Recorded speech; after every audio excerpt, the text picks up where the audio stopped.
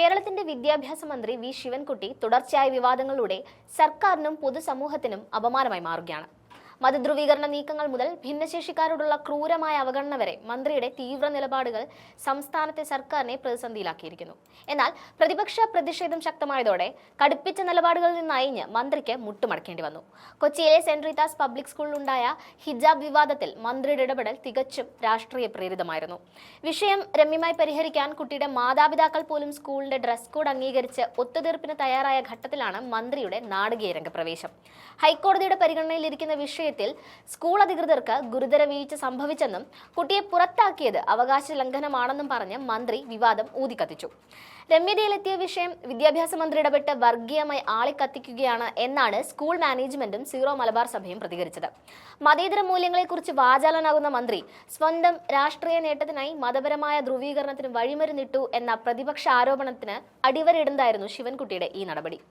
ക്രൈസ്തവ സഭകളുമായി മന്ത്രി ഏറ്റുമുട്ടിയ ഭിന്നശേഷി അധ്യാപക നിയമന വിഷയത്തിലും മന്ത്രിയുടെ പിടിവാശി സർക്കാരിനെ പ്രതിരോധത്തിലാക്കി.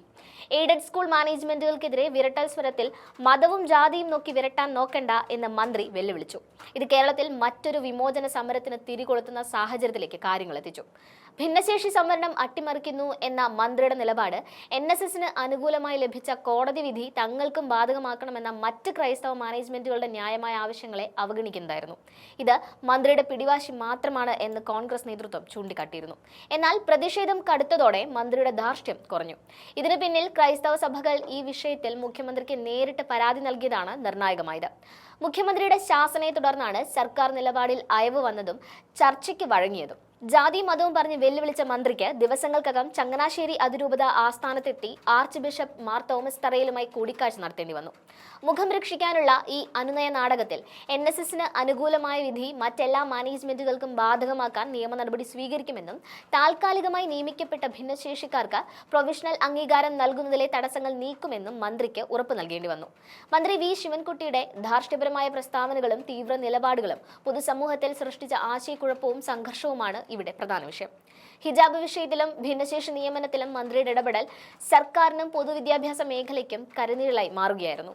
ഇങ്ങനെയുള്ള മന്ത്രിമാരെ വിദ്യാഭ്യാസ വകുപ്പ് ഏൽപ്പിക്കുമ്പോൾ മുഖ്യമന്ത്രി ആലോചിക്കേണ്ടേ എന്ന് സ്കൂൾ PTA പ്രസിഡന്റുമാർ പോലും പരസ്യമായി ചോദിക്കുന്ന സ്ഥിതിയിലേക്ക് കാര്യങ്ങൾ എത്തിച്ചത് മന്ത്രിയുടെ ഭരണപരമായ പരാജയമാണ്. വിവാദങ്ങളെ ആളിക്കത്തിക്കുന്നതിന് പകരം കേരളത്തിലെ പൊതുവിദ്യാഭ്യാസ മേഖലയുടെ സമഗ്ര വളർച്ചയ്ക്ക് വേണ്ടി മന്ത്രി ശ്രദ്ധ കേന്ദ്രീകരിക്കാൻ ഇനിയെങ്കിലും മുഖ്യമന്ത്രി കർശന നിർദ്ദേശം നൽകണം.